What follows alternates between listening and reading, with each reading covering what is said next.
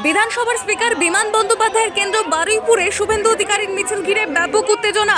বুধবার বিকেলে কনভয় বিরোধী দলনেতাকে কালো পতাকা দেখালো তৃণমূল, দেওয়া হলো চোর স্লোগানও। পাল্টা হুঙ্কার দিলেন শুভেন্দুও। 27 মার্চ এসপি অফিস অভিযানের ডাক দিলেন তিনি।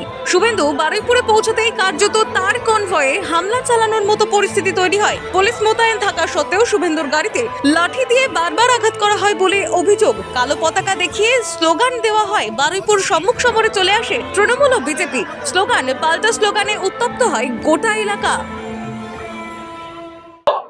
যে বারুইপুর ঢোকার মুখে যে অবরোধটা ছিল ওইখানে আটকে দেওয়া, আমরা প্রাণ যায় তবুও আমাদের যে 3000 কর্মী জমায়েত হয়েছিল বারুইপুর শহরের মধ্যস্থলে, আমরা সেখানে পৌঁছাবো। আমরা একবারে অঙ্গীকারবদ্ধ ছিলাম, ডু অর ডাই।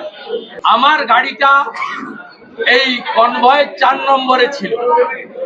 আমার গাড়িটা অ্যাডিশনাল এসপি বারুইপুর এই জেহাদি গুন্ডা এদেরকে চিহ্নিত করে দেন। আমি খুব স্লো ওদের মাঝখানে এসেছি। ওরা আমার বাবা তুলে মাইকে গালাগালি করেছে। 88 বছরে প্রবীণ রাজনীতিবিদ শিশির অধিকারী, তার নাম ধরে ধরে অশ্রাব্য ভাষায় গালিগালাজ করেছে। আমার গাড়িতে অ্যাডিশনাল এসপি চিহ্নিত করে দেওয়ার পরে 20-25 বার মোটা মোটা বাঁশ এবং বাটাম দিয়ে মারা হয়েছে।